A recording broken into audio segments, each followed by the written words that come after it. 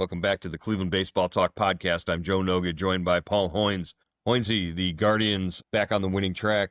The opener of their 3-game home series against the Marlins. They win 4-3 on Tuesday night, and it was José Ramírez once again. If it's going to sound like for the first 10 minutes of this podcast that we're gushing about José Ramírez, he earned it, man. Multi-home run game, number 27 in his career. Breaks a tie with Albert Bell and Jim Thome for the franchise record, most in Cleveland history.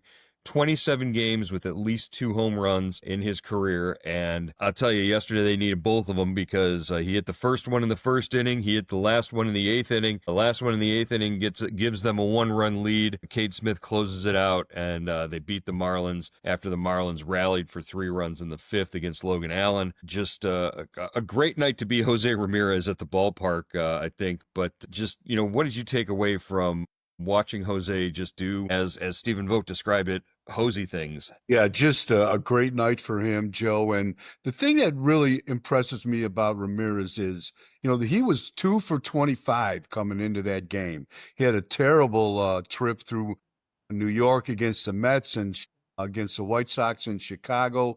But, you never feel like he's really in a slump. I've only seen him maybe be in a slump, prolonged slump, once in his career. And that was, I think, from 2000, at the end of 2017 to the end of 2000, or to the beginning of 2018. Other than that, this guy, you never know when he's going to, break out of it. And you always feel confident that he will. And and Joe, you think of Thome and Albert Bells, probably 2 of the most intimidating hitters physically and with power that have ever played for Cleveland. And these were big guys. Thome played about 240 pounds. Albert was 210, 6'1", 210. And Ramirez is not that guy. He's like 5'9". He's like 200 pounds. He's even lost weight, it looks like to me. And still has, he swings with the big boys. And, that's the thing you got to love about baseball. It doesn't matter what size you are, how much you weigh, how strong you are, how tall you are. If you can play, you can play. Yeah, they can't measure heart, I guess, is part of the deal there. You're right. Hosey does look like he's either slimmed down or gotten leaner just in the last year or so, but it wasn't like he was all that big to begin with. He talked about, and he was asked about, when he first realized I could hit home runs with the big boys. I'm 5'9", but I can put the ball out of the park. He said it went back to when he was 15 years old and said, I knew I could hit the ball a long way at that point, but he didn't necessarily go into every game then trying to hit the ball out of the yard because he knew if he did that, it wouldn't work out for him. He had to develop his power that way. He said he knew he had fast hands, fast wrists. He could turn on balls that way, but what really worked for him was being patient and waiting for that skill to develop, and then he became the home run hitter that he is now. Yeah, that was a great point he made, and I like it that I love it that we're starting to. He's starting to unveil a little bit more about himself because he was so, you could never get into, him, his, kind of his background and how he developed into the player he is. And, we all saw him come up, when he made his debut. He was a switch hitter. He was a little guy, a fast guy that could run the bases. But we never saw this coming. I don't think anyone, if they told you this guy could be the all-time home run hitter, leading hitter in Cleveland history, in 3, 4, 5 years, they'd be lying to you. So, but this is a guy, like you said, Joe, developed his talent, took advantage of his quick hands and fast bat, and learned how to use it at certain times in the game to hit the ball out of the park. Yeah, because it's not like he's up there every time. Aaron Judge, Jim Thome, these were guys who were looking to do damage every time they swung the bat. José Ramírez is a hitter. He's an all-around hitter first, and we saw that with the double that he hit earlier in the game. He's got more multi-extra base hit games than I think only one I think Earl Averill's the only Cleveland player in history with more multi-extra base hit games. So not just home runs, but doubles and triples and that kind of thing. He talked about how that combination of power and speed is one of the things that he takes pride in, and says it's not just hitting home runs. It's, the way I run the bases and his approach there, that, those statistics that say, he's one of only 17 players to hit 250 home runs and steal 250 bases in his career. Those kind of numbers are also a point of pride for him. Yeah, definitely. He loves that all around, the all around tag that goes with him of being a switch hitter, of being a guy that can hit for average, can hit for power, that can, score from second base, that can go from first to third, that is going to steal a base when you need it. All those, and play good defense as well. He likes to be an all around, the fact that people recognize him as an all around player is a point of pride for him. Yeah, and he does, like we mentioned, looking leaner, looking stronger, does do a tremendous amount of work to keep his body in shape, to be able to play every single day. He's not out of the lineup pretty much ever. And, he's avoided injury for the most part in his career. And that's what's gotten him to this point. He's 133 and 134 home runs. There's 134 home runs at Progressive Field. That passed Manny Ramirez for the second most home runs in that ballpark. All time, Jim Thome, the leader, 190 combined with, a bunch of other clubs, but he hit 178 with Cleveland. Jim Thome, the leader there. So at Progressive Field, pretty soon he's going to be the all-time leader in home runs in that ballpark. It was his 40th multi-hit game of the season, 7th game of the year with multiple extra base hits. 6th time this year he's had 3 hits in a game, and he's got 15 career games with 3 extra base hits in the same game. That's the second only to Earl Averill, who had 17. So he's hunting Earl Averill on a lot of these all-time lists, and he's getting really close on a lot of these all-time lists. So we're going to be doing a lot more podcasts, I think, as he continues to pass all of these numbers. When all is said and done, if things stay the same for the next 2 or 3 years and Hosey stays at the level he's been at, he will have every record in the record books for Cleveland, and his next stop will be Cooperstown. Yeah, when he homered and doubled in his first 2 at bats last night, Joe, I was on the cycle alert. I thought he had. I don't think that's the one thing he's never done. I don't think he's ever hit for the cycle. But the home run in the 8th inning, I think was better than the cycle for sure. Yeah, and he talked about that after the game. He said, all the accolades and everything is great, but we won the game, and that's what's important. And I believe you asked him, do you get nervous in that situation? It had been a tie game since the 5th inning, and he stepped up there, and it was pretty much, if he doesn't hit a home run in the 8th inning, it looks like we're going to extras, or it's going to be in a situation where the game's at risk, and it was pretty much on his shoulders to do something at that point, and he did it. And you asked him in the post game, you said, "Do you ever get nervous in that situation?" And he said, "No." He kind of scoffed a little bit, and then.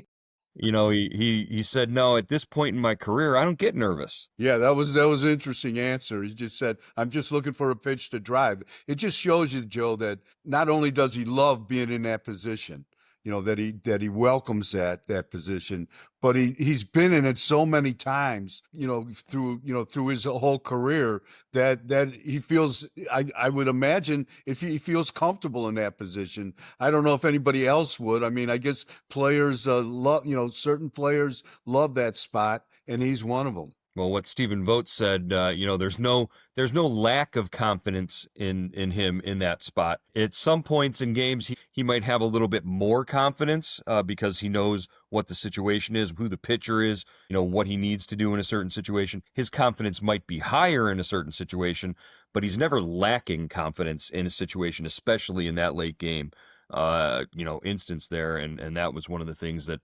Vogt said his at-bats are appointment viewing from the dugout. You're always at the top of the railing, but when it's 8th inning and the game is on the line, that's even more so. You make sure you don't miss one of those at-bats because he tends to come through more than he doesn't, and that's sort of the way things go with him. He was not the only player to homer in the game for the Guardians. That first inning, inning there, the run production, it was back to back for the first time since July 11th, I think. The Guardians hit home back-to-back home runs. Kyle Manzardo followed with his 21st. It almost seemed like they're starting to push each other a little bit.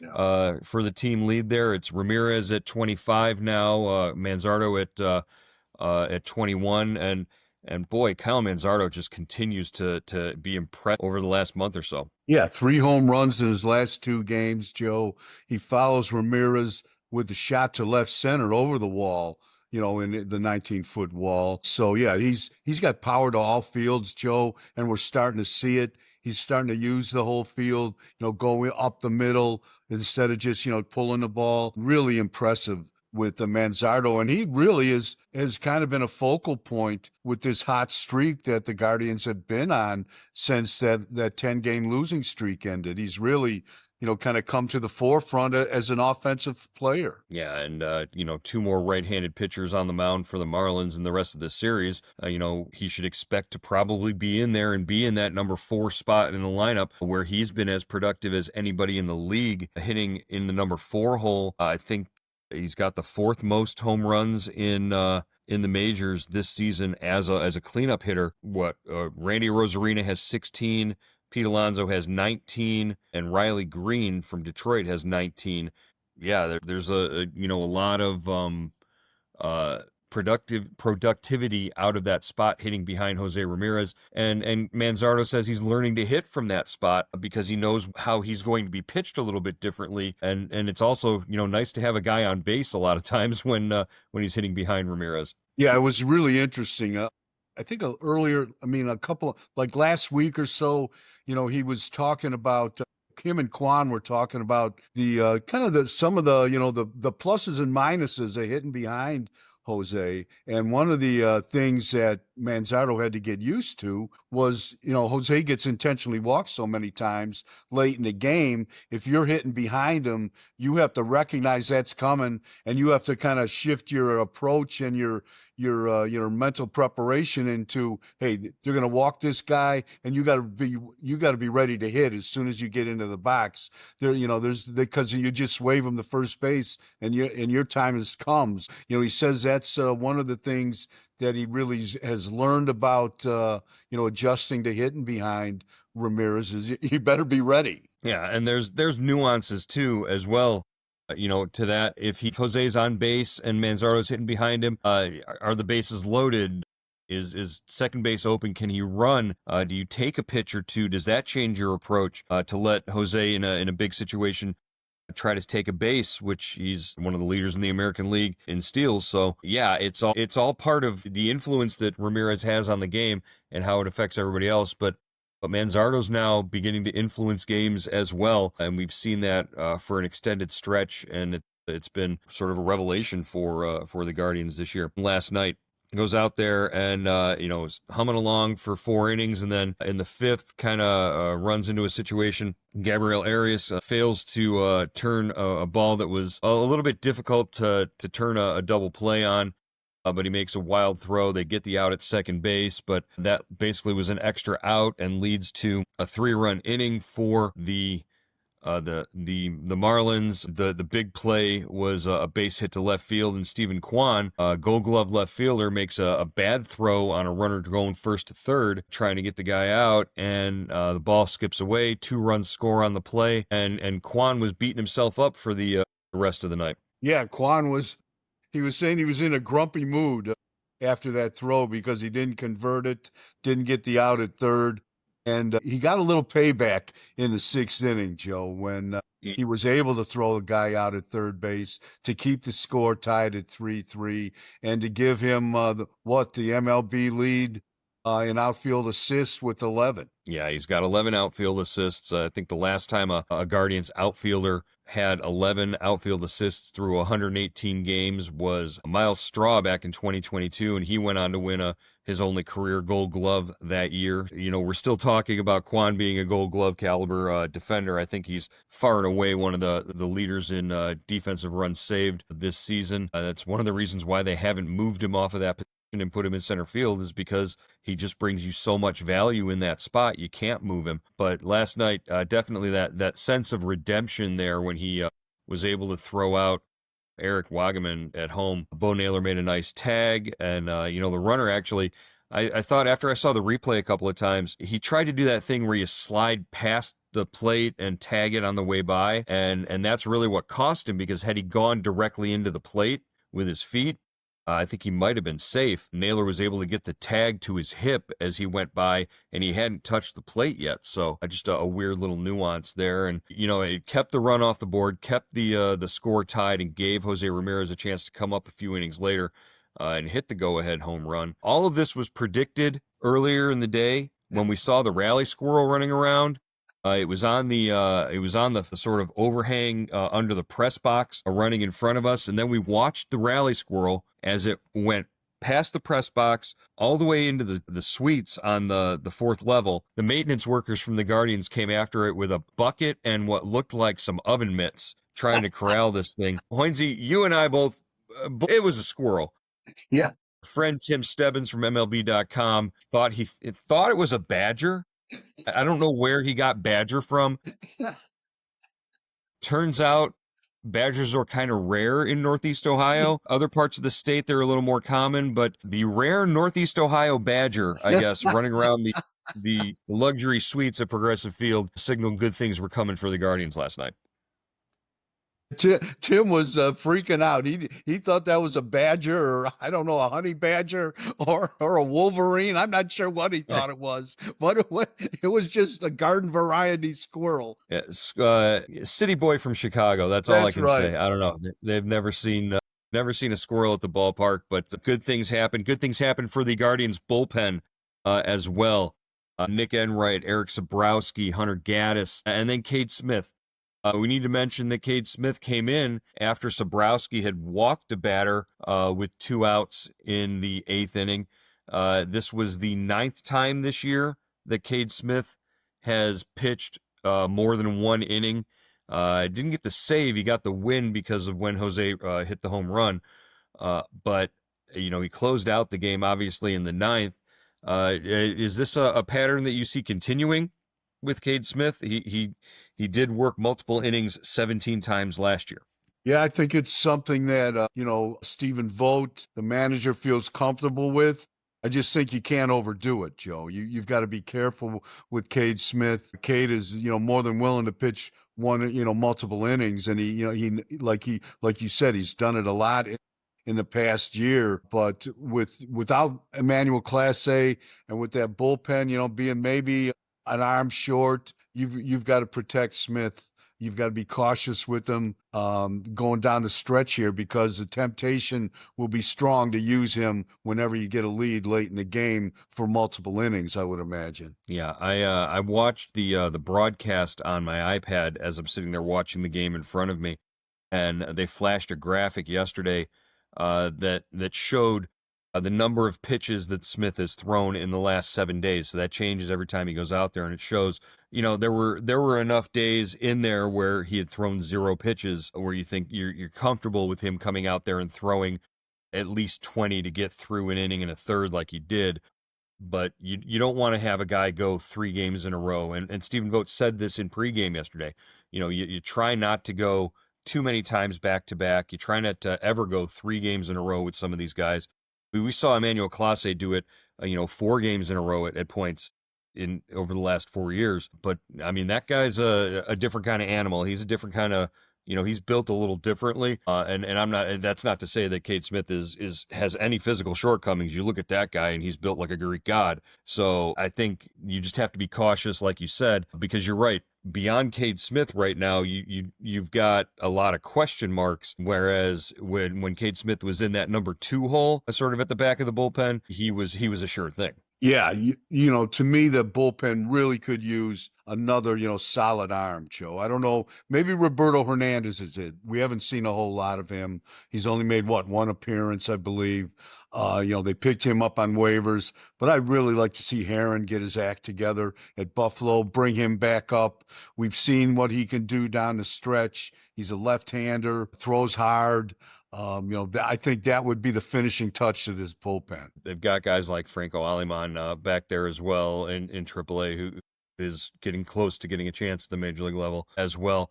I did notice on Major League Baseball Network yesterday their preseason rankings had Cade Smith in the top 10.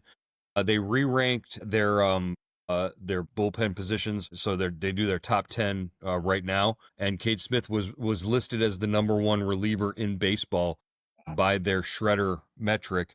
Emmanuel Clase was ranked fourth, which it doesn't make a lot of sense there right now. But Cade Smith moved up to the number one spot. They said Devin Williams was the guy in preseason, but Devin Williams has fallen off precipitously with the Yankees, and he's pitching in the sixth inning right now until he can get, like you said, get his act together and get back to a closer's role there. And I think Josh Hader just got put on the injured list with the Astros, so all interesting there. Need to say the Guardians they sort of stayed the course. They had fallen back to 6.5 games behind the Tigers, who had won on Monday. But the Tigers got beat bad in Chicago last night. The Yankees beat the Twins, so the Guardians 5.5 back in the division and still one back for the third wild card spot. It's all very interesting, as the Tigers and Guardians play 6 times over the last 12 games of the season. A lot of ground could be made up at that point, but you need to get yourself within 2 to 3 games there before heading into those final 2 series of the year. Yeah, definitely, Joe. You've got to get close, because if you play the Tigers 6 times, in a pressure situation like that, you're going to be lucky if you split them. If you split, it doesn't do you any good. You got to dominate that series. So the closer you can get to first place in the AL Central before that last stretch of games, the better off the Guardians will be. I mean, that's kind of simple math. But if you can get within 2, 3, even 1 game, I mean, then those 6 games are going to mean something. That's something to look forward to there. Last night, Travis Bazzana making his debut at AAA. The Columbus Clippers taking on the Toledo Mud Hens in Toledo. Bazzana struck out in his first at bat, but walked 3 times, and the Clippers lose Jonathan Rodriguez. Kenzie Noel hit home runs, and so did Khalil Watson. What's Khalil Watson? He was the return for, I believe, Josh Bell in 2023 at the trade deadline, and they got him from, I believe, from Miami. What was Khalil Watson up to yesterday? Yeah, that was his 4th home run, Joe, since his promotion to Columbus. Kind of impressive. I mean, this is a former number 1 pick, really a good athlete. I saw him in spring training with the big league club. He was, he was a spring training invitee, swung and missed a lot, but really an interesting guy, an outfielder. And who knows, Joe, maybe he gets a look going down the stretch here. We've seen everybody else, right? We've seen Big Christmas. We've seen Rodriguez. So who else is down there? You've got to think, there's 2 spots. At least one of them should go to an outfielder, I'm assuming, but, things will get crowded at the major league level as well. And you also have to remember that Lane Thomas could be coming back off of his plantar fasciitis at some point when September rosters open up. That's another option that they'll have. He's probably going to go out on a rehab once he's, cleared to do so before then. So a lot to look forward to there. All right, Hoynes, that's going to wrap up today's edition of the Cleveland Baseball Talk podcast. We will check back in with you after Game 2 of the series against the Marlins. Good deal.